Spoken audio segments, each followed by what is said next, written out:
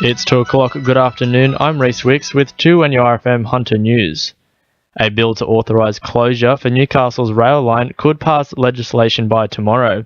Save Our Rail members are currently lobbying in Sydney's Parliament House in order to sway voters not to support the Baird government's proposal to shut the city's heavy rail line.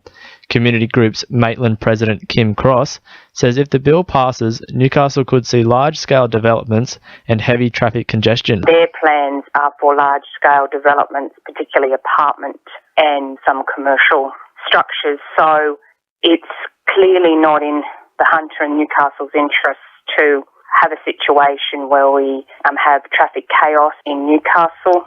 Senior Baird Government Minister Duncan Gay has promised the Newcastle Light Rail and other government promises will be implemented in full. The pledge was delivered at a dinner at Newcastle City Hall last night before the Newcastle and Hunter Region Economic Development Forum. CEO of Regional Development Australia Hunter Tod Williams says Duncan Gay highlighted the opportunities for freight, the port and the airport in Newcastle. Minister Gay was extremely confident and things are underway that the government is going ahead, especially with the light rail, and also its commitment to freight and logistics in the region. The Baird government has not taken any action on repairing the Hawkesbury Bridge, despite development consultants in 2013 indicating repairs had to be taken within 1 year. The railway bridge caters to over 400 train services crossing the bridge on the Newcastle Line every day.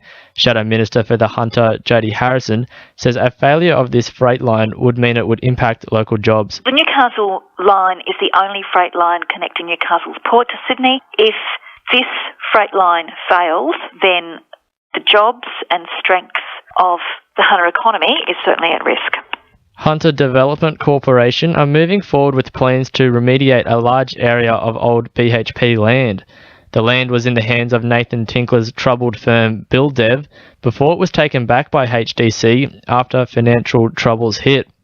HDC General Manager Bob Hawes says once this work is done, developments will progress. The works that we're doing on the intermodal side, it's about 10 hectares, and that'll happen over a period of months, and it's mainly around a cap and contain methodology.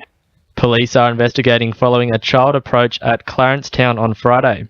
It's believed just after 3 p.m. a 12-year-old girl was walking along Rifle Street when a red sedan approached her. Sonia Roberts from police headquarters says the unidentified man spoke to the girl, asking if she wanted a lift. As police continue their inquiries, they'd like to speak with a man who they believe might be able to assist. He's described as Caucasian appearance, 35 to 45 years old, with a long dark brown beard that did have some grey hair in it.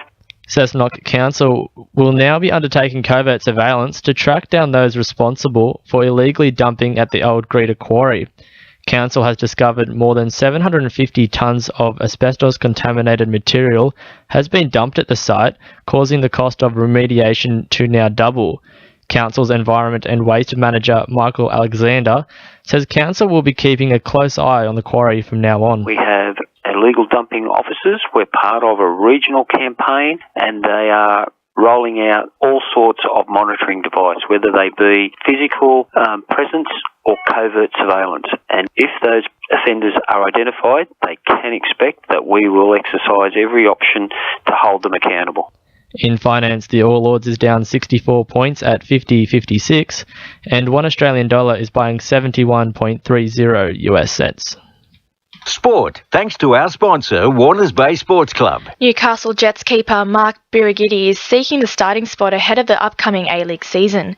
He'll once again be up against the homegrown gloveman Ben Kennedy for the number one spot. Birighitti has been working on defence in pre-season and is confident he can produce some clean sheets for the club. Newcastle Junior Cricket Association have had their expectations for 2020 Blast Cricket competition exceeded, with more than 300 kids signing up to play. An exhibition is being held tomorrow night at Harker Oval to showcase a new form of cricket and give more kids the chance to register. The 12-week competition kicks off in October and will involve a 16-team roster. And in basketball, after struggling to field a top-grade side last season, Phoenix Charlestown have made a rapid rise through the ranks to qualify for this Saturday's Major League Grand Final clash against Belmont. That's sport. I'm Christine Sheridan. 2 when your FM news time is 2:05.